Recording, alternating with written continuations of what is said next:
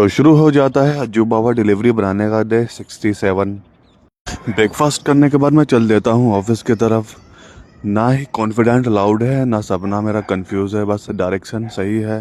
फिर उसके बाद आ जाती है अपनी बस के अंदर मैं बैठ जाता हूँ।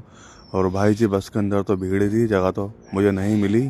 वो छोटा सा बच्चा ऐसे मुंह फाड़ के सो रहा जैसे अपना घर ही हो उसका बस के अंदर तो भी। आज है फ्राइडे। आज हमारा गूगल बिजनेस में शो हो रहा होगा ऑफ, क्योंकि मैंने उसका ऑफ भरा था अपना।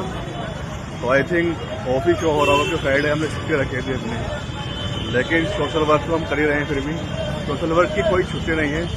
तो अभी आ गए हैं बेगमपुर। उसके बाद आ जाता हूँ मैं ऑफिस आने के बाद मैं अपना सिस्टम ऑन कर लेता हूँ। मैं नीचे से भी ऑन कर लेता हूँ एंड ऊपर से भी मैं ऑन कर लेता हूँ। फिर माउस देखता हूँ, माउस तो ऑलरेडी पहले से ही ऑन था, फिर इसे मैं ऑफ कर देता हूँ।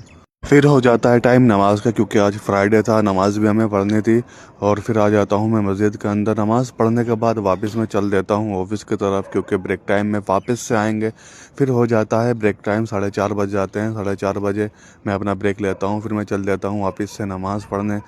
फिर नमाज़ पढ़ने के बाद अब मैं कर लेता हूँ अपना वर्क, क्योंकि वर्क तो आज कम ही था, ज़्यादा नहीं था। जिस दिन ज़्यादा होता है उस दिन देर में होता है, आई थिंक कंप्लीट ही नहीं होता उस दिन। तो फिर मैं कर लेता हूँ अपना वर्क। आज मुलाकात एक लड़के से हुई, उसको काफ़ी सारा एक्सपीरियंस है डिलीवरी का।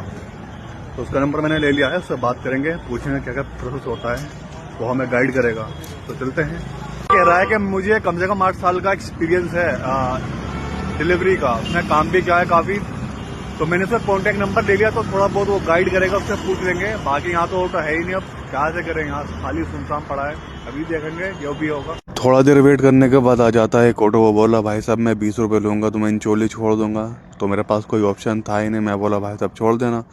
तो मैं आ जाता हूँ फिर इंचोली आने के बाद मैं कर लेता हूँ रोड क्रॉस। जैसे ही मैं रूम का गेट ओपन करता हूँ तो ये आ जाता है बाहर।